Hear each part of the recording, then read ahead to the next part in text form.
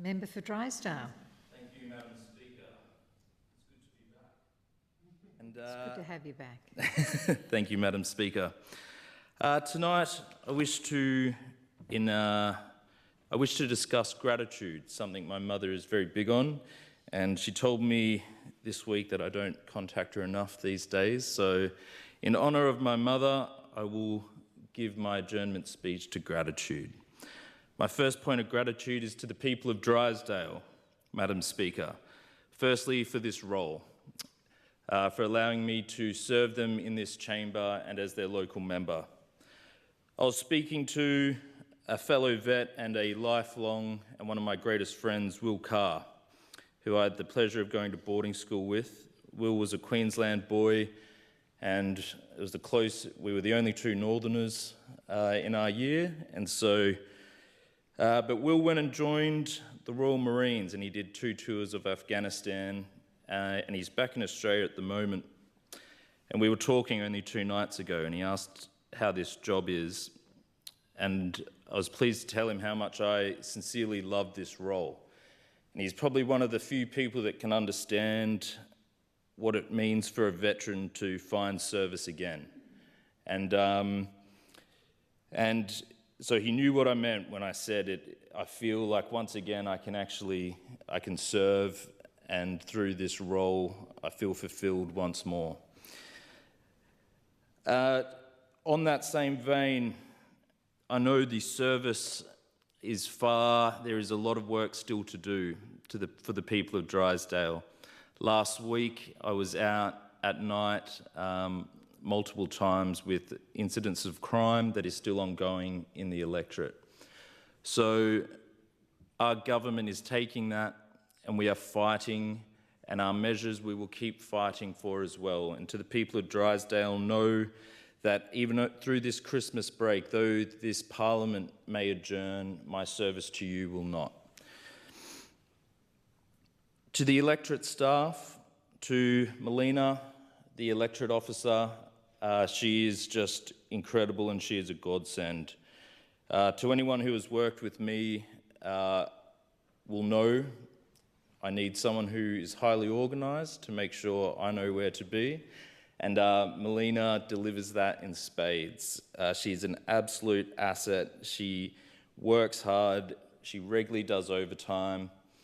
The great thing about Melina as well is I met her on the campaign trail. She is a local mum in the electorate who I met knocking on her door, and I could just see how much she cared about the community, how much she wanted to change it, and so asking her to join the office upon winning the election was a very special moment, and she has just been an absolute asset. To Sally has been a joy, and she fills the office with joy. She's very sociable, and she loves going out and speaking to people. I don't get to keep Sally. She's just been in the office temporarily and will soon say goodbye.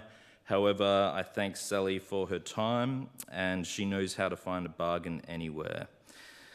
To my first volunteers, to Bruce and Murray, I'd like to send a special thank you to Bruce and Murray for their constant support and ongoing support still through their offers of letterboxing and all those good things.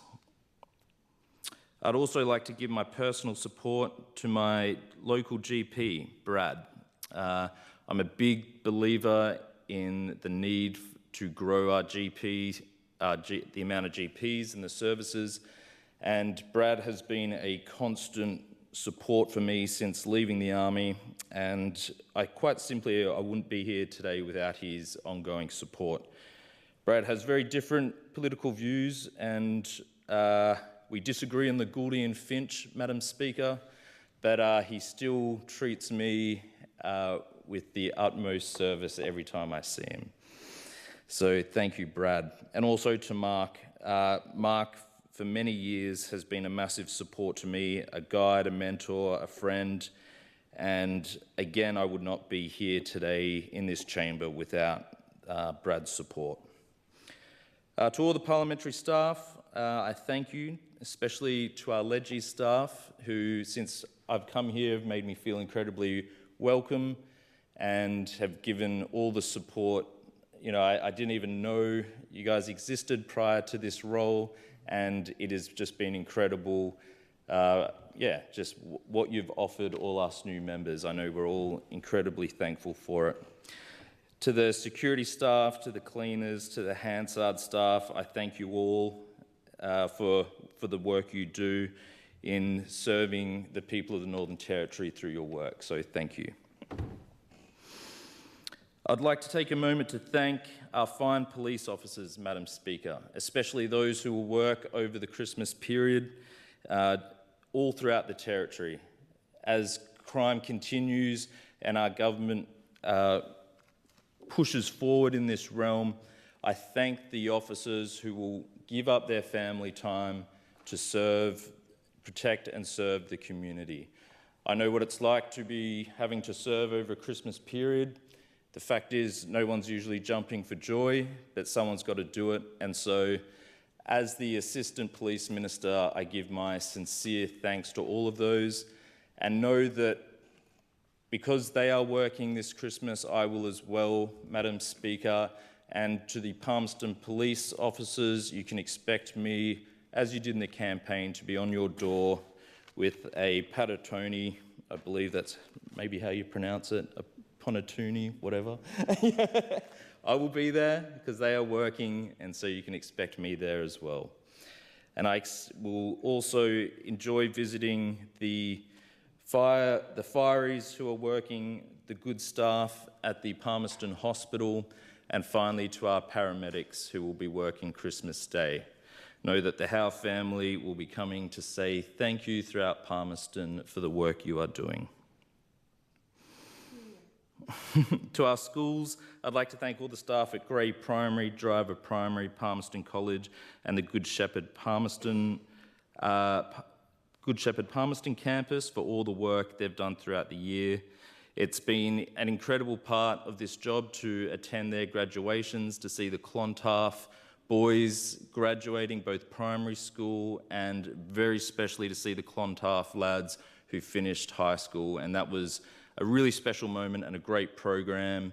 And I just take my hat off to all the male mentors who work for Clontarf and the incredible work they're doing. So to all those guys, I take my hat off and salute you. Thank you to the council staff who follow up on all my constant requests to fix driveways, rubbish, whatever it else is I'm writing about. So to the mayor and her staff, I thank you. I'll come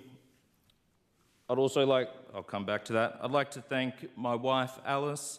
Alice has, she's done the hard yards, and I'd like to thank her for everything she's done for our family. To my daughters, to Ines, it is an absolute privilege having you stay with us, Ines, and you bring a new light to my daughters, and so we thank you. Mum and Dad, thank you, and to Sean, Marcus and Penny as well for all the support I've had over this year. I'd also like to acknowledge, Madam Speaker, that Christmas is, above all, it is a religious holiday. And I would like to wish a Merry Christmas to all the Christians throughout the Northern Territory as we move into this very special time of year, and know that they are celebrating for them the birth of Jesus Christ. And there is, with Christmas, the gift of giving, that it ties back to that very holy holiday that we are approaching. And so to everyone, all the Christians throughout the Northern Territory, I wish you all a very Merry Christmas and hope that the spirit of giving flows through our community. In that same vein, to my colleagues, thank you for the year.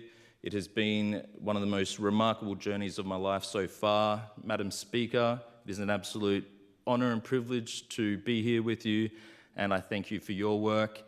To the opposition and the crossbench, I wish you a Merry Christmas, and may you enjoy time with your families and loved ones and enjoy the children in our lives as Santa comes to see them.